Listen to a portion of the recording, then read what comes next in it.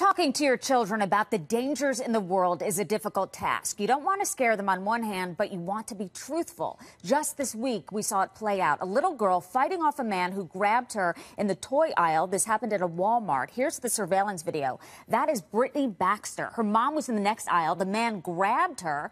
Well, dropped the 7-year-old because she was kicking and screaming, trying to get away. The young girl knew exactly what to do.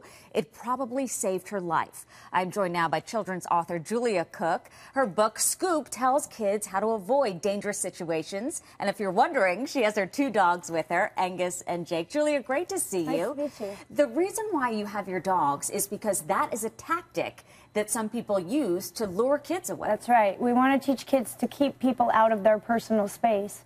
And I can talk to a kid till I'm blue in the face about don't go up to a dog, and I show them a real one, and all their defenses go down, and they run right up to them. So. And that is what the person wants to happen, is for the child to have their defenses down. This is a great book, Scoop, and it really outlines and gives parents a guideline in terms of what to tell your children. I was speaking to my sister, she has 5-year-old twins, and I said, have you talked to your kids about stranger danger? And she said she hasn't yet. I think this is a great guide because parents don't want to scare kids. That's right. How do you outline it without scaring? The last thing you want, scaring? you know, I talk to kids, I say, you know, I found out, I don't call them kidnappers, I call them scoopers. And I don't call them strangers either, because the people that take kids away from kids, or take away from their parents, they don't look strange. I call them scoopers because that's what they do.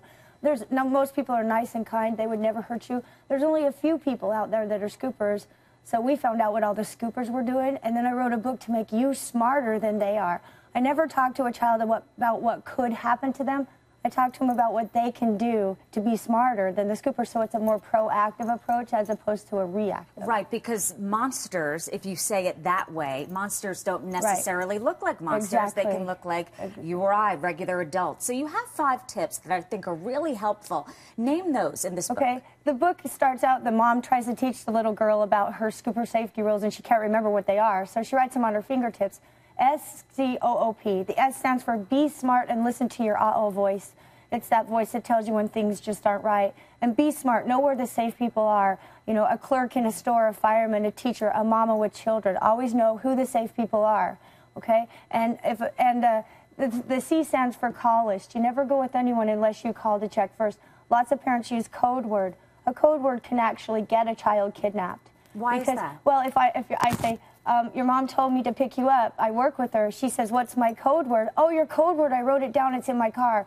Oh, your code word. Let's go call her and find out. She told me I was going to, you know, and so that will entice the child to have conversation with the scooper. And the whole point is, if we can teach our kids that when a grown-up comes up and talks to them and they don't know that grown-up, they should not talk back. And I think rule number 5 is key. You say never go places without a friend. Right. Pair up so you're not alone. Exactly. You're so much safer. If you're outside playing, there's 2 eyes watching you. If you have 1 friend, there's 4 eyes watching you. If you have 2 friends, there's 6 eyes watching you.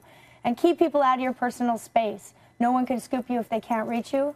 And 0 talking to people that you don't know very well, but you can always talk to safe people. So parents, this is really a great guideline for you to open up the conversation and the dialogue with your kids. It's called Scoop. Another one, you have several great books, by the way, Julia. Thank you. I want to get to Kidtrapper. That's talking about what could happen in a neighborhood when people are really predators and are looking at your child to do something horrible to them. And this book kind of lays it out, again, an uncomfortable subject for a lot of parents, but you do a great job with helping them. The sexual predator spends a lot of time with your child. It can be anybody, any socioeconomic or educational level. It's anyone who has contact with a child over time. It takes a long time to lure a web around the child. And what they do is they have an imbalance of power, and they get to know your child, and then all of a sudden they're more powerful than your child, and they manipulate your child into thinking things that they shouldn't, and then they take their hope away. And in this book, you use an example of this neighbor allows this child to play video games, then this child has a secret with this man, and so it really lays it out. And you talk to, you know, if you have a good relationship with your child, and always talk to them about good secrets and bad secrets. Good secrets are good things that happen to people.